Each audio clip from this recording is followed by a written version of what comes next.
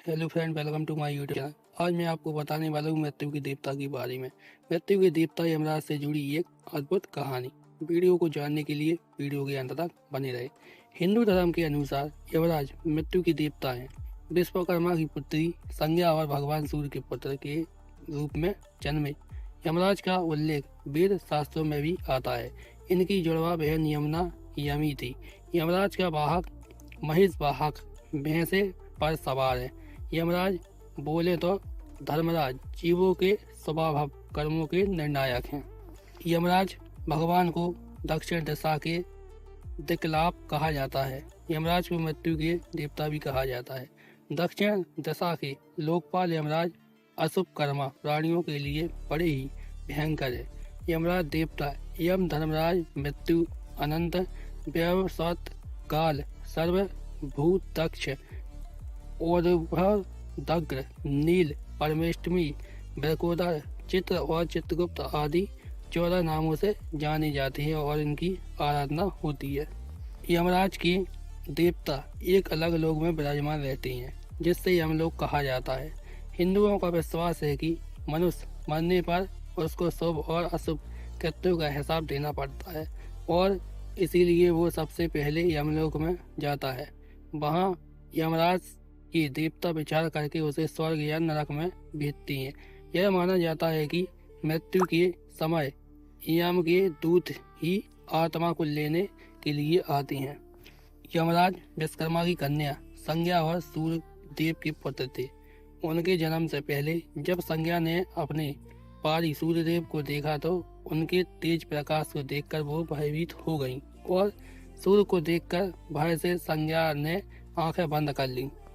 इस बात से सूर्य देवता नाराज हो गए और सूर्य ने क्रुद्ध होकर संज्ञा को श्राप दे दिया। श्राप के अनुसार सूर्य ने कहा, तुम्हें जो भी पुत्र होगा वह लोगों का स्वाभिमान करने वाला अर्थात उनके प्राण लेने वाला होगा। इसी कारण बस यमराज को मृत्यु का देवता भी कहा जाता है। एक व्यापारी संतान प्राप्ति के लिए रोजाना शिव की पूजा करता, परंतु उससे संतान प्राप्त नहीं हुई। भगवान शिव की पत्नी पार्वती जी ने जब ये सब देखा तो उन्होंने शिव से इसका कारण पूछा। शिव ने कहा, इस व्यापारी को संतान सुख नहीं है।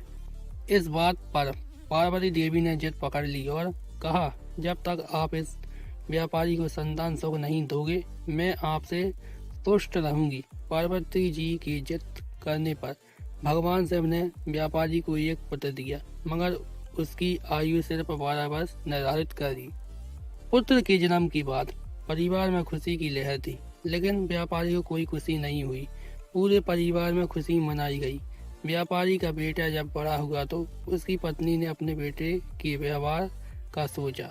बहुत मना करने पर भी जब व्यापारी की पत्नी नहीं मानी तो उसने उसे बेटे की आयु का सच बता दिया।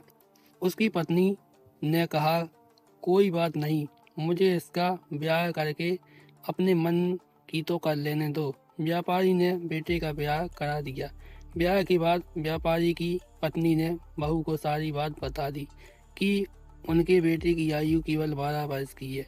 भाग्य में विश्वास रखने वाली बहू ने कहा कि जो होगा वो मेरे भाग्य में लिखा होगा। ऐसा सोचकर रोजाना सब उसकी लंबी आयु के लिए पूजा करते।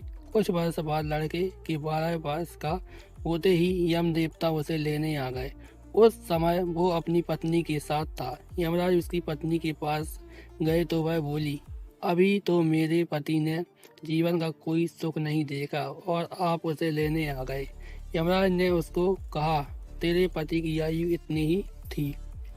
इस बात पर पत्नी ने कहा कि हे भगवान, कोई ऐसा उपाय नहीं है जिससे मेरे पति की आयु बढ़ जाए।